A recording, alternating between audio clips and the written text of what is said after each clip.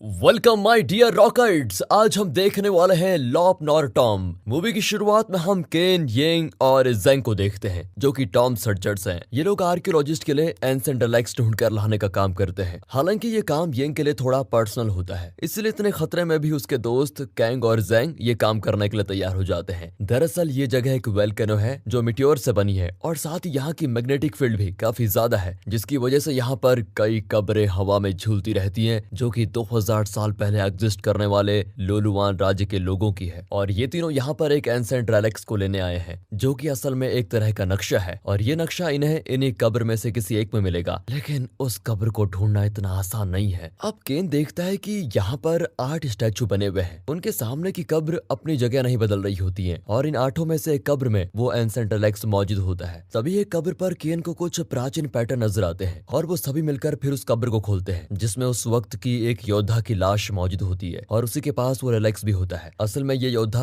उस वक्त की रानी की वफादार थी। अब उस रिलैक्स को केन धीरे से उठा लेता है और उसके ऐसा करते ही उस जगह का मैग्नेटिक फील्ड खत्म हो जाता है, जिस कारण वहां पर सारी कब्रें गिरने लगती हैं और उनसे बचते हुए तीनों बाहर आ जाते हैं। इसके बाद शर्ली इसके बारे में बताते हुए कहती है कि लोलुवान राज्य के लोग ब्लैक टावर नाम की जगह पर अपनी प्रार्थना वगैरह करते थे, जिसमें उनके देवताओं की कुछ शक्तियां भी थी और इसी जगह पर लोलुवान के सभी राजा और रानियों की कब्र भी मौजूद थी। लेकिन उस वक्त जिस रानी का लोगों पर राज था वो लोगों पर बहुत जुल्म करती थी, जिस कारण गुमो नाम के एक ट्राइब ने एकजुट होकर उस रानी पर हमला कर दिया, जिसमें रानी सहित उसके परिवार के सभी लोग मारे गए। लेकिन रानी के परिवार के कुछ लोग बच गए थे जो वहां से भाग खड़े हुए और उन्होंने एक अलग ही जगह अपनी नई जिंदगी शुरू की और लोलुवान के नए शहर का निर्माण किया, जिसमें उन्होंने रानी को दफनाने के लिए एक नए ब्लैक टावर का इंतजाम किया, क्योंकि इनके ब्लैक टावर को गुमो ट्राइब ने तबाह कर दिया था। अब इसी रेलिक में शर्ली को एक ब्लैक टावर का नक्शा मिलता है जिस तक पहुंचना वैसे आसान नहीं। असल में येंग के पिता का मानना था कि ब्लैक टावर अब भी मौजूद है, पर किसी ने उनका विश्वास नहीं किया और इस कारण वो अकेले ही खोज में निकल गए, मगर फिर वो कभी वापस नहीं लौटे। और अब उनके इसी सपने को पूरा करने के लिए येंग ये काम करना चाहती है। अब इसमें इनका साथ येंग के पिता के दोस्त प्रोफेसर वू और उनकी टीम दे रही होती है, जिसमें शर्ली भी शामिल है। यहाँ तक कि शर्ली ने उस जगह के एक लोकल गाइड से भी बात कर ली है ताकि ये लोग कहीं भटके ना। अब केन इनके साथ इसलिए मिशन में जा रहा होता है क्योंकि वो येंग से प्यार करता है। और फिर जब अब केन जा रहा है तो उसका दोस्त जेंग भी जाता है। बाकी इनकी टीम में किम और चैंग नाम के 2 और आर्कियोलॉजिस्ट होते हैं। अब अगले सीन में हम इन्हें एक गाइड के साथ किसी रेगिस्तान में देखते हैं, जहां हमें फिर से वॉइस ओवर के जरिए बताया जाता है कि गुमो के राजा ने लोलुवान की रानी का आम लोगों पर अत्याचार देखकर उन पर हमला कर दिया और इस दौरान उसने रानी को एक खास तरह के ब्लेड से मार डाला, जिससे उसका साम्राज्य ध्वस्त हो गया। और फिर बाद में लोलुवान राज्य के लोगों और उनके कुछ योद्धाओं ने जिस नए शहर का निर्माण किया था उसका नाम लोपनोर रखा गया और वहीं पर इन्होंने ब्लैक टावर बनाया था, जहां पर रानी की लाश आज भी सुरक्षित है। रानी की लाश को उन लोगों ने जादू टोने की मदद से बिल्कुल सेफ रखा है और माना जाता है कि आज भी रानी की आत्मा एक बड़े सांप के रूप में वहां पर मौजूद है, क्योंकि रानी की लाश को एक स्पेल की मदद से बिल्कुल सेफ किया गया था। यानी उनकी आत्मा आज भी अपनी लाश की रखवाली करती है। असल में वो उस वक्त का इंतजार कर रही है जब कोई उन्हें जगाने के लिए वहां आए और रानी फिर से जाग जाए ताकि वो लोगों से अपना बदला पूरा ले। हालांकि लोपनोर का शहर नक्शे के मुताबिक इसी जगह से कुछ दूर पर है, मगर आज तक वहां पर कोई जा नहीं पाया है। अब उनका गाइड कहता है कि आप जिस काम के लिए यहाँ पर आए हो वो वैसे है तो खतरनाक, लेकिन फिर भी अगर आप लोग आगे जाना चाहते हो तो आपकी मर्जी, क्योंकि आगे आपको जो कुछ भी करना है बड़ी सावधानी से करना है, क्योंकि यहाँ पर ऐसी ऐसी चीजें मौजूद हैं जिन्हें आम इंसान समझ भी नहीं पाता। फिलहाल ये सारी बातें जानने के बाद भी ये लोग आगे बढ़ते जाते हैं। तभी अचानक से वहाँ एक तेज रेतीला तूफान आता है, जिससे केन सभी को एक रस्सी के सहारे एक लाइन में खड़ा करके बचा देता है। पर तभी जहाँ पर ये लोग खड़े होते हैं वहाँ की जमीन टूटती है और ये सभी नीचे एक ही जगह पर गिर जाते हैं। वो जगह काफी अंधेरे होने के साथ काफी अजीब भी होती है। अब यहाँ के इन सभी को रोककर आगे जाता है और इस जगह को ऊपर चढ़कर अच्छे से देखता है तो वहाँ उसको एक पिलर दिखाई देता है। फिर उसे वो जेंग के साथ मिलकर खिसकाता है तो वहाँ एक नया ही रास्ता खुल जाता है। उस जगह पर जाने पर इन्हें कई सारी पेंटिंग्स दिखती हैं, जिसे देखकर वो बताते हैं कि ये जगह असल में गुमो ट्राइब का मंदिर है, जिसे देखने के दौरान ही एक एक करके सभी वहाँ से गायब होने लगते हैं और अब सिर्फ केन, जेंग और येंग ही रह गए हैं। बाकी आगे इन तीनों को वो ब्लेड भी दिखता है जिससे इनके राजा ने लोलुवान की रानी की जान ली थी। यही वजह है कि इस ब्लेड को इस ट्राइब के लोग एक धार्मिक चीज मानकर इस मंदिर में पूजा करते हैं। इस ब्लेड के साथ वहाँ गुमो के राजा की कब्र भी मौजूद होती है, जिसे जब जेंग देखने के लिए आगे बढ़ता है तभी अचानक से उसके साथ येंग और केन पर भी कुछ लोग हमला कर देते हैं। दरअसल ये लोग गुमो ट्राइब से हैं जो आज भी इस मंदिर में रहते हैं और इसकी काफी पूजा करते हैं। इनमें 3 लोग होते हैं, इनका लीडर लिन, उसकी बहन सियू और लिन का दोस्त ब्रूस, इन तीनों के वार से किसी तरह येंग, ज़ेंग और केन बच रहे होते हैं। तभी ज़ेंग को एक रास्ता सूझता है और वो इनके राजा की कब्र को जलाने की धमकी देता है। ये देखकर सभी रुक जाते हैं क्योंकि उन्हें अपने राजा भगवान से भी ज्यादा प्रिय हैं। फिर इनसे ज़ेंग अपने सारे साथियों को आजाद करने के लिए कहता है जो अभी अभी गायब हुए थे, और सच में इन्हीं लोगों ने उन्हें अगवा कर लिया था। सभी को छुड़वाने के साथ ज़ेंग जब निकल ही रहा होता है तभी सियो उससे कहती है कि बेला तुम्हें बाहर नहीं जाने देगी। ज़ेंग उससे कहता है कि मैं किसी बेला से नहीं डरता, और वो जाने लगता है। तभी उसे एक अनजान आवाज आती है और वो अपने सामने एक बड़े से स्नो लेपर्ड जैसे क्रिएचर को देखता है, जिसको देखते ही ज़ेंग की बोलती बंद हो जाती है। फिर वो सभी वहां से भागते हैं जिन पर बेला हमला कर देती है। उससे भागते भागते ये लोग आगे जाते हैं, वहाँ रास्ता ही नहीं होता। इसी दौरान सियो देखती है कि येंग के पास एक एंसेंट डेलेक है। हालांकि इन लोगों को कोई रास्ता नहीं दिखता तो ये पानी में कूद जाते हैं। जिनके बच जाने के बाद लिन कहता है कि इनके पास वो एंसेंट डेलेक है, इसलिए हमें इनको हल्के में नहीं लेना चाहिए। इधर सभी इतने ऊपर से गिरने के बावजूद भी बिल्कुल सही सलामत होते हैं। इनका गाइड इन्हें बताता है कि हम लोपनोट से बस कुछ ही दूर पर है, पर अभी रात होने वाली है, इसलिए आज की रात यहीं पर रुकना होगा, फिर हम आगे अपना सफर शुरू करेंगे। इसके बाद हम शेरले को गाइड के साथ देखते हैं, जो कि शेरले से पूछ रहा होता है कि ये करना जरूरी है क्या? हम अपने फायदे के लिए इन मासूम लोगों की जिंदगी को खतरे में नहीं डाल सकते। इस पर शेरले कहती है कि मैं अब इतने करीब आकर अपने फैसले को नहीं बदल सकती, हमें ये करना ही होगा। दरअसल ये गाइड शेरले के पिता है, और शेरले का असली मकसद क्या है ये हमें आगे जानने को मिलेगा। बाकी इन दोनों की बातों के बीच ज़ेंग आ जाता है, जो कि शेरले को अपने साथ लेता है। अब इसके बाद अगली सुबह गाइड इनको एक रेगिस्तानी इलाके में ले जाकर खड़ा कर देता है और बताता है कि लोपनोर शहर असल में 2000 साल पहले यहीं पर था, लेकिन अब यहाँ उसका नामो निशान नहीं है। इस पर केन कहता है कि हो सकता है कि गुमो जैसी छोटी ट्राइब के लोगों को कोई जादू आता है, या उनमें से कोई जादू जानता हो जिन्होंने पूरे शहर या उन लोगों को कहीं गायब कर दिया हो। अब केन को भी कुछ जादू आते हैं क्योंकि उसका मेन काम पुरानी चीजों से रिलेटेड ही है, इसलिए वो कुछ मंत्र बोलता है, जिसके ऐसा करते ही उस जगह की सारी रेत हट जाती है और अगले ही पल उनकी आंखों के सामने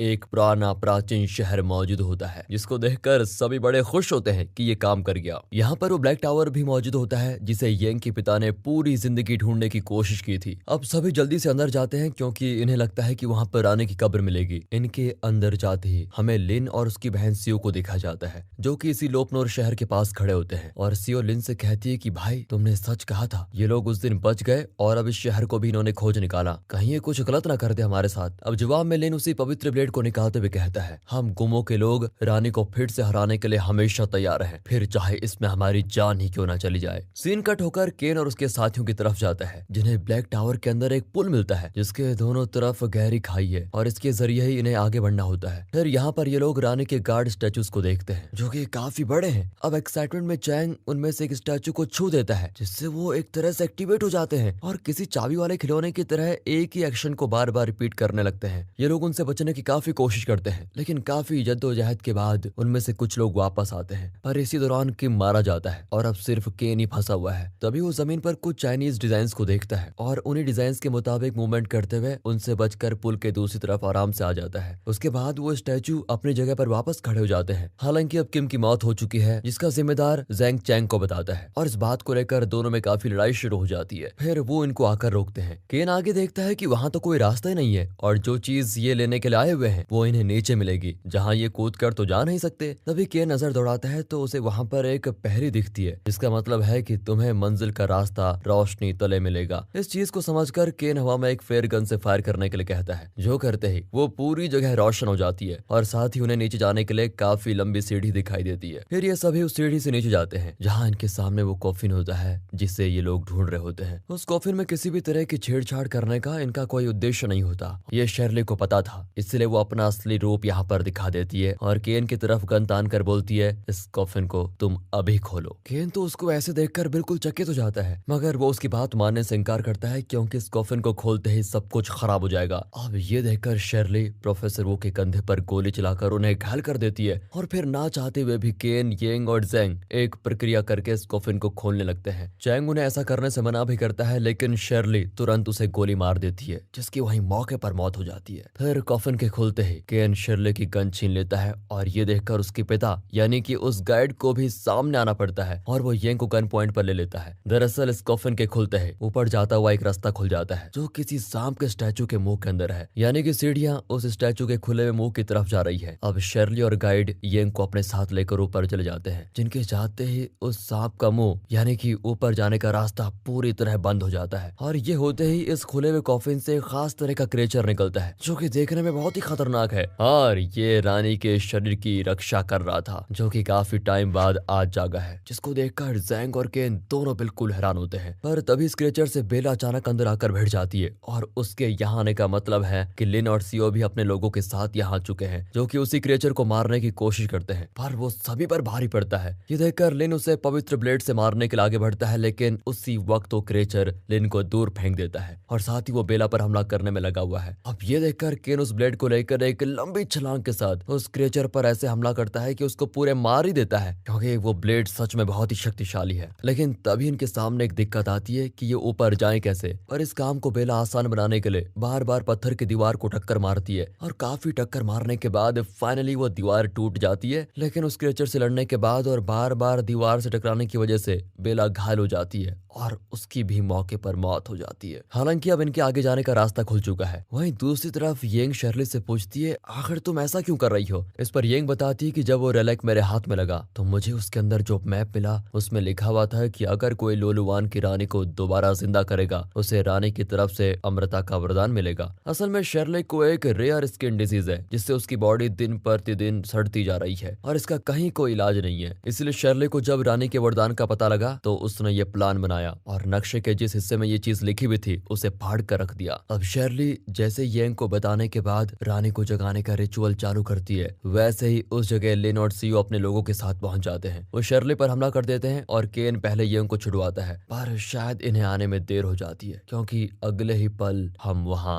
रानी की आत्मा को एक भयानक रूप में जागते हुए देखते हैं, जो कि काफी खतरनाक दिख रही है और उसका आधा शरीर सांप के जैसा है, जिसे देखकर लिन अपने लोगों के साथ उसे निपटाने के लिए आगे बढ़ता है। पर सबसे पहले रानी हर बुरी आत्मा की तरह शर्ली और उसके पिता की जान ले लेती है और फिर वो एक एक करके लिन की बहन सहित उसके लोगों को मार डालती है, जिसमें ब्रूस भी शामिल होता है। अब ये देखकर लिन बड़े ही गुस्से में ब्लेड को लेकर आगे बढ़ता है, पर अफसोस वो भी ज्यादा रास्ता तय नहीं कर पाता और रानी उसे भी मार गिराती है। सभी अभी तक रानी पर वार करने के बजाय उस तक पहुंचने की कोशिश कर रहे थे। ये देखकर ज़ैंग, केन और येंग उस रानी को मारने के लिए आगे बढ़ते हैं, पर वो भी मारे जाते हैं और केन बुरी तरह घायल हो जाता है। असल में रानी इनकी तरफ भाले जैसे नुकीले नुकीले पत्थर फेंक रही होती है। इतना सब कुछ होने के बाद भी केन ने हार नहीं मानी होती है और वो रानी की तरफ उस ब्लेड को फेंकता है, जिसे लगने से रानी एक बार फिर खत्म हो जाती है और उसके गायब होते ही जिन लोगों को रानी ने मारा था वो सभी दोबारा से जिंदा हो जाते हैं। यानी कि सच में ब्लेड में ज्यादा शक्ति है, जिसमें शर्ली और उसके पिता भी शामिल होते हैं। यहाँ गुस्से में शर्ली फिर से येंग को गोली मारने की कोशिश करती है,